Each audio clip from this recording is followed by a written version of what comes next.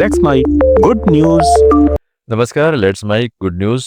और good news में मैं हूं आपके साथ महेश सिंह। मध्य प्रदेश के खंडवा शहर में इन दिनों एक खास मिठाई की खुशबू गलियों में फैलने लगी है।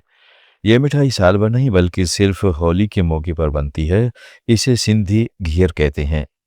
ये एक पारंपरिक मिठाई है जिसकी रेसिपी भारत पाकिस्तान बंटवारे के समय सरहद पार से आई थी, पर इतने सालों बाद भी इसका स्वाद लोगों की जुबान पर वैसा ही कायम है। बताते हैं कि जब सिंधी समाज के लोग पाकिस्तान से भारत आए, तब अपने साथ खान पान की खास रेसिपी भी साथ लेकर आए। उन्हीं में से एक है घियर मिठाई। समय बदला, पीढ़ियां बदली, लेकिन होली पर घियर बनाने और बांटने की परंपरा आज भी कायम है। शिवरात्रि के बाद से ही सिंधी कॉलोनी और सिंधी बाजार में खीर बनाना शुरू हो जाती है। सिर्फ महीने भर यह मिठाई बाजार में मिलती है, उसके बाद पूरे साल इंतजार करना पड़ता है। सीमित समय के कारण इसकी मांग काफी बढ़ जाती है। लोग अपने रिश्तेदारों, बहन बेटियों और दोस्तों को भेजने के लिए बड़ी मात्रा में इसे खरीदते हैं। सिंधी समाज के लोग बताते हैं कि घियर सिर्फ मिठाई नहीं बल्कि एक परंपरा है। होली पर मेहमानों का स्वागत घियर से किया जाता है। यही वजह है कि होली के दिनों में इसकी बिक्री कई क्विंटल तक पहुंच जाती है। कारीगरों का दावा है कि शुद्ध घी और पारंपरिक विधि से तैयार की गई घियर 8 से 10 दिनों तक खराब नहीं होती। यही इसकी खासियत है। त्योहार के दौरान लोग इसे स्टोर करके भी रखते हैं। खंडवा के सिंधी बाजार में इन दिनों रोजाना कई क्विंटल खीर की बिक्री हो रही है। अलग अलग दुकानों पर कारीगर दिन रात इसे बनाने में जुट रहे हैं। मिष्ठान भंडार वाले बताते हैं कि वे 40 साल से यह मिठाई बेच रहे हैं और हर साल इसकी मांग बढ़ती जा रही है। उनका कहना है कि इस मिठाई ने लोगों की जुबान पर जो मिठास घोली है, वही इसे खास बनाती है। गोया कि सिंधी नदी के पार से आई यह मिठाई आज भी रिश्तों में मिठास घोल रही है। होली के रंगों के बीच सिंधी खीर खंडवा की त्योहार वाली पहचान बन चुकी है। और गुड न्यूज में अब बात करते हैं लोरियों की। गुजरात के डांग जिले में अहवा के पास पीपल्यामल गांव की सोमी गौली जब अपने नन्हे बेटे जितेंद्र को पारंपरिक आदिवासी लोरी हालारडा सुनाकर सुलाती थी, तो उन्होंने नहीं सोचा था कि एक दिन उनका बेटा इन्हीं लोरियों को दुनिया भर में मशहूर कर देगा। आज 34 साल के जितेंद्र गौली ने दक्षिणी भारत की 9 अलग अलग आदिवासी बोलियों में गाई जाने वाली 134 लोरियों को सहेजने का बड़ा काम किया है। उन्होंने चिल्ड्रन रिसर्च यूनिवर्सिटी से इन्हीं लोरियों पर अपनी पीएचडी पूरी कर ली है। ये ऐसी बोलियां हैं जिनकी अपनी कोई लिपि नहीं है। सदियों से सिर्फ सुनकर एक पीढ़ी से दूसरी पीढ़ी तक पहुंच रही हैं। जितेंद्र ने सिर्फ इन लोरियों को डायरी में नहीं उतारा, बल्कि हर एक लोरी को रिकॉर्ड किया। उसके बाद एक एक शब्द का मतलब समझाया और यह भी बताया कि वे गीत किन हालात या किन मौके पर गाए जाते हैं। वह कहते हैं, इन लोरियों को सजोने के लिए मैं अलग अलग गांव में गया और परिवारों के साथ घंटों वक्त बिताया, ताकि उनकी कहानियों को गहराई से समझ सकूं।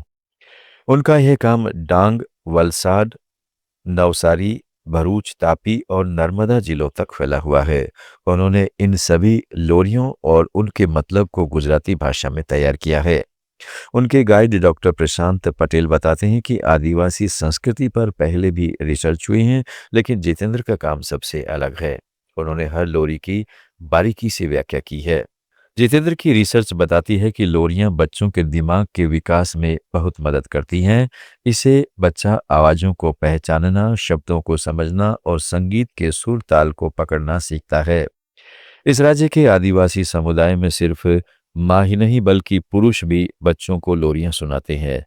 इन गीतों में प्यार, हंसी मजाक और बहादुरी के किस्से होते हैं। इनमें प्रकृति और परिवार के सदस्यों का जिक्र होता है, जिससे बच्चा अपने आसपास के माहौल को समझ पाता है, साथ ही अपनी संस्कृति से भी जुड़ता है। ज्यादातर लोरियां खेल कूद वाली होती हैं, तो कुछ बच्चों को प्यार से डराकर सुलाने वाली भी होती हैं।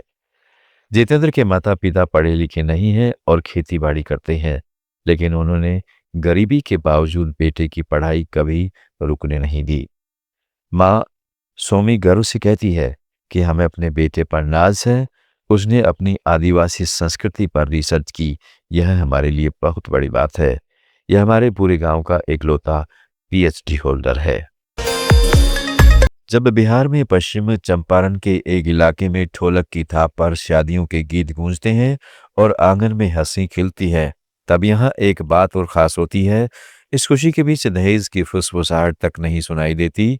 जहाँ देश के कई हिस्सों में दहेज रिश्तों पर बोझ बन जाती है, वहीं इस जिले के थारू समाज ने एक अलग मिसाल कायम की है। पिछले एक दशक में यहाँ दहेज से जुड़ी एक भी शिकायत दर्ज नहीं हुई है।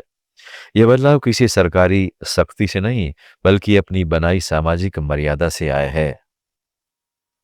बगहा के गोबरिया और नेपाल सीमा से सटे गांव में रहने वाले थारू समाज दहेज को पाप मानते हैं और इसे सख्ती से नकारता है।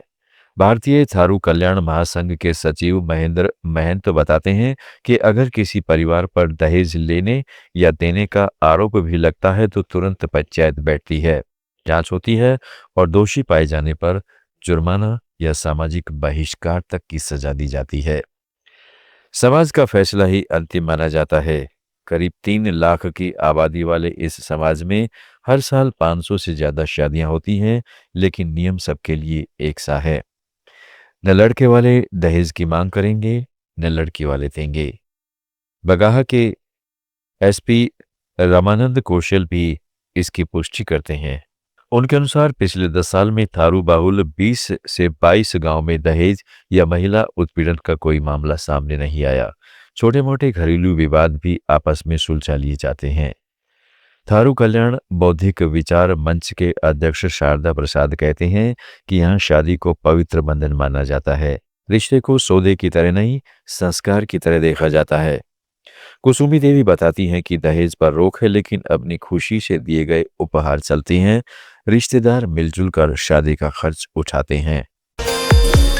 गुड न्यूज में आज इतना ही। जुड़े रहिएगा लेट्स माइक के साथ। आप सुन रहे थे let's mike more than radio. Follow कीजिए हमें हमारे सोशल मीडिया प्लेटफॉर्म्स पर। It's time for news. It's time for more than radio. Presenting the first radio news app, Let's Mic. Let's Mic, a news-based app on your phone where you get to watch and listen news, talk shows, interviews, radio show podcasts.